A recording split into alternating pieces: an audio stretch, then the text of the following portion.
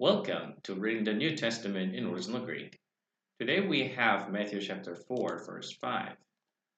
Τότε παραλαμβάνει αυτόν ο διάβολος εις την Αγίαν πόλην και έστησεν αυτόν επί το πτερύγιον του ιερού.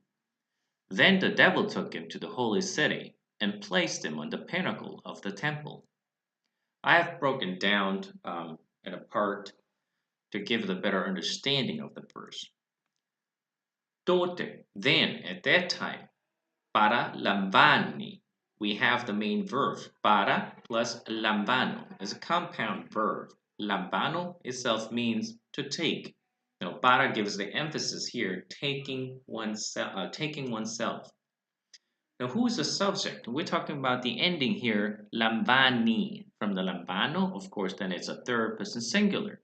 Then we have to find third person singular with the nominative case. And obviously it's the o diavolos is the subject of the verb. Now the devil took himself with it, what means to in his power, with his authority perhaps, or with his power himself take who?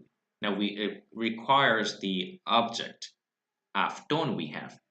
So the devil took himself, him, Jesus, of course, talking about. Now we have the more information to where. Is την Αγίαν πόλην. Is the prepositions with accusative give the directions to the holy city. Of course, την Αγίαν πόλην. All has to be in accusative to make the connections. Now the verse continues. Και έστησεν. And we have another verb.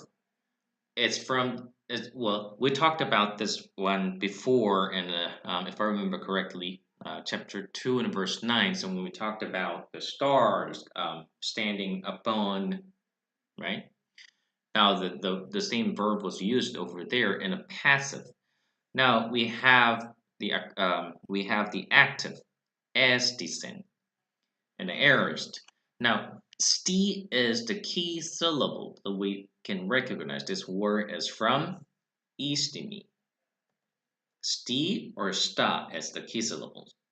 Now from there in the future, and an aorist, estisa, right? And then from there to the third person singular with the sigma and epsilon at the beginning, the prefix. Now estisen, he placed what? He placed something somewhere, and it would be the logical thinking, right? So the devil placed someone, some afton. That's what we have, the accusative object, and we also have where, epi to terigion to yeru. Epi also with an accusative case, it gives the sort of the towards and directions sense. Where? Epi to pterigion. Now it's a pinnacle. We're talking about the wings or the edge of the temple to Yeru. Now then edge, the words you can see because the temple was way up above the hills. You can actually look down from the edge over there. It's talking about the pterigion to Yeru, the edge or the wings of the temple. Okay, so this is a verse 5, and later on in verse 6, of course, then Jesus will quote also Old Testament scripture from there. We'll look forward to our next session, and I hope you have enjoyed it today.